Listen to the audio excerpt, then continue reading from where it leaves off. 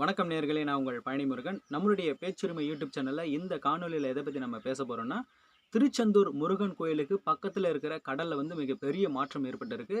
இந்த கடல்ல ஏற்பட்ட மாற்றம் பற்றிய காட்சி வந்து இந்த வீடியோவுடைய எண்டுல வந்து வச்சிருக்கேன். இந்த வீடியோ வந்து ஸ்கிப் பண்ணாம பார்த்துட்டு அந்த காட்சிய வந்து நீங்க பாருங்க. அதுக்கு முன்னாடி நம்ம சேனல இப்ப தான் நீங்க முதல் முறையா பார்க்குறீங்கன்னா, சப்ஸ்கிரைப் பண்ணி பெல் ஐகானை கிளிக் பண்ணி வச்சுக்கோங்க. அப்பதான் நம்ம சேனல்ல போடக்கூடிய வீடியோஸ் எல்லாமே உங்களுக்கு நோட்டிஃபிகேஷன் வரும். இப்ப வீடியோக்குள்ள போகலாம் வாங்க. Audio Jungle.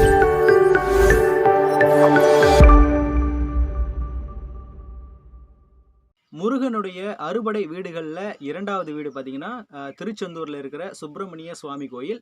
இந்த கோயில் வந்து வெறும் கோயிலா மட்டும் இல்லாம மிகப்பெரிய சுற்றுலா தலமாகவும் விளங்கி வருகிறது. இந்த கோயிலுக்கு திருவிழா நாட்கள் மற்றும் விடுமுறை நாட்கள்ல பார்த்தீங்கன்னா, பக்தர்கள் கூட்டம் வந்து பல்லாயிரக்கணக்கான மக்கள் வந்து வராங்க.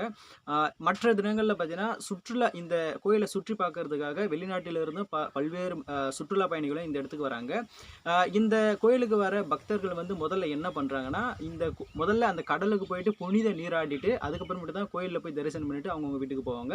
இந்த நிலைமையில நேற்று வந்து அமாவாசை என்றதுனால பார்த்தீங்கன்னா, பக்தர்கள் வந்து என்ன பண்ணியிருக்காங்க, கடல்ல வந்து புனித நீராடுறதுக்காக அங்க வந்து போயிருக்காங்க. அப்போ கடல்ல வந்து மிகப்பெரிய மாற்றம் ஏற்பட்டிருக்கு. அது என்ன மாற்றம்னா, கடல் வந்து கடற்கரையிலிருந்து ஒரு 80 அடி தூரத்துக்கு வந்து கடல் வந்து உள்வாங்கியிருக்கு. கடற்கரையில வந்து ஒரு 1/2 கிலோமீட்டர் அகலத்துக்கு இந்த கடல் வந்து உள்வாங்கியிருக்கு. இத பார்த்த மக்கள் என்ன பண்ணியிருக்காங்கன்னா, ஆ வ கடல் கரையில் அந்த தண்ணி உள்வாங்கினதுனால கடலுக்குள்ள இருந்த அந்த பாறைகள் வந்து மேல தெரிஞ்சிருக்கு. பச்சை பாசிகள் படிந்த அந்த பாறைகள பார்த்த மக்கள் வந்து மகிழ்ச்சியாகி அந்த இடத்துக்கு போயிட்டு, இந்த ஆபத்த பொருட்படுத்தாம செல்ஃபி எடுத்து, புகைப்படம் எடுத்து வந்து மகிழ்ந்திருக்காங்க. கடல் வந்து எதுக்காக இது உள்வாங்குதுன்னா, சில நேரங்கள்ல நிலநடுக்கம் ஏற்பட்டாலும் கடல் உள்வாங்கும்.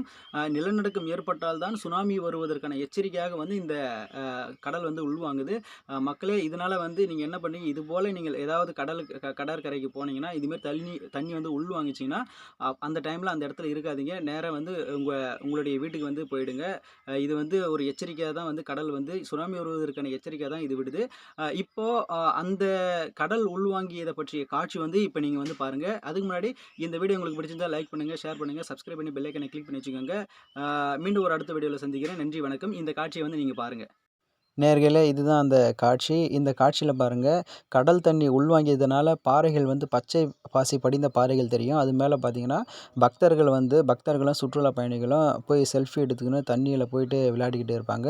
இது முதல் காட்சி. 2வது காட்சியில பாருங்க. 2வது காட்சியிலும் இந்த பாசிகள் படிந்த பாறைகள் நல்லா தெளிவா தெரியும். இந்த பாறைகள் மேல மக்கள் செல்ஃபி எடுத்தும், சிலர் வந்து தண்ணியில குதிக்கிற மாரிலாம் வந்து இந்த காட்சியில இருப்பாங்க. இத வந்து நான் ரெட் கலர்ல வந்து ரவுண்ட் ஷேப் போட்டு காமிக்கிறேன் பாருங்க. இதுபோல மக்கள் எப்படி அலட்சியமா செயல்படுறாங்கன்னு நீங்களே பாருங்க.